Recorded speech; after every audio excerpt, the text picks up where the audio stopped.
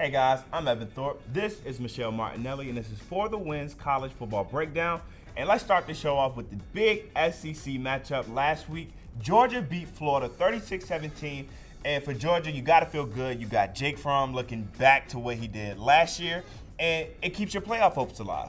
Absolutely. Georgia's trying to bounce back from their only loss so far this season a couple weeks ago at LSU, which is a good loss, but still a loss nonetheless. Yeah. They came off a bye week and looked really strong over Florida. Jake Fromm, had maybe not his best statistical game of the season, but when you consider the opponent, he had a really great game. Yeah. And we finally saw running back DeAndre Swift have a breakout game as well. He was looking strong, showing moments of brilliance throughout the season. But this against Florida, he had his first 100-yard rushing game, and he scored the last touchdown for Georgia. 33-yard run, put the nail in the coffin to seal the game, and I think we're going to see big things from him moving forward. Yeah, and this win kind of helped Georgia in their playoff chances. We're not talking about the bracket, but as far as the percentages, this win keeps Georgia in that top 4 conversation. Well, so Georgia this week, and you look at the ESPN's college football playoff predictor, which is based on an algorithm that looks at the factors that the selection committee will look at. Georgia replaced Michigan in that Final Four spot with a 43% chance to make it to the playoff. Now, that's still so far behind Clemson at 93 and Alabama at 82 and even Notre Dame. But that's that 4th spot that's up for grabs right now, and Georgia certainly keeping its SEC championship hopes alive and playoff hopes alive. That's what you can take away from that Florida win, is that they're definitely moving forward.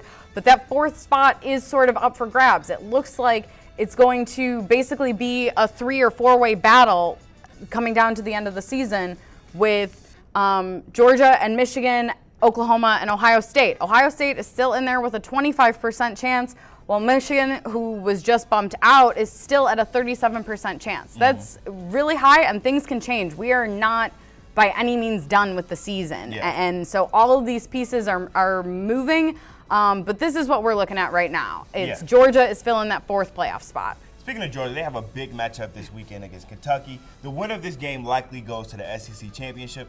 Yeah. What does Georgia have to do to win this game? Basically play the same way that they did this past week against Florida. If their offense comes out strong, it doesn't really look like Kentucky's going to be able to keep up with them.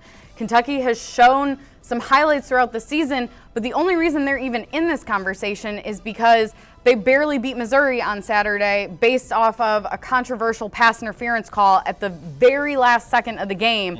And Kentucky was able to score literally an untimed down touchdown to win the game. And so I just don't think that the Wildcats are going to be able to keep up with Georgia's prolific offense. No luck on the Cat side this weekend. No, I just don't think so. And so Georgia wins this. They're going to go on to represent the SEC East in the conference championship game. We assume they're going to play Alabama, but that's barring some unforeseen meltdown or upset. Speaking of a potential upset, Alabama faces LSU this weekend. And is this Alabama's first true test? So, I mean, when we say Alabama's true test, really what we mean is this the team that's going to upset the Crimson Tide, right? Or not lose by double-digit points. Right. And so, I mean, a few weeks ago, we kind of thought Texas A&M was going to be a true test for Alabama, and they hung in there for a little bit, but Alabama still won that game easily. If any SEC team is going to upset Alabama, I really do think it's LSU here this weekend. Alabama is coming off a bye week, though, and they are still a 14-point favorite. And I think this goes one of two ways. It either is an exciting, close game that we've been sort of begging for to keep to add some excitement and suspense to Alabama football games, or it comes out on the other side and a 14-point favorite is way undershooting it, and Alabama is just going to cruise, and it looks like their conference and maybe even their national championship to lose. Last game, a team that's probably looking for Kentucky to upset Georgia. You have Michigan going up against Penn State, and we know Penn State is just looking to upset some teams in the Big Ten, and they're capable of beating this Michigan team. But what does Michigan have to do with that top-ranked defense to hold off on an upset? This is where it comes in, where they need to remind everyone why they're in that top spot. This is at Michigan. Penn State's going to be on the road. If they can shut down quarterback Trace McSorley, I don't know that Penn State stands a chance. They've been struggling a little bit recently, have not looked as strong as they were at the beginning of the season.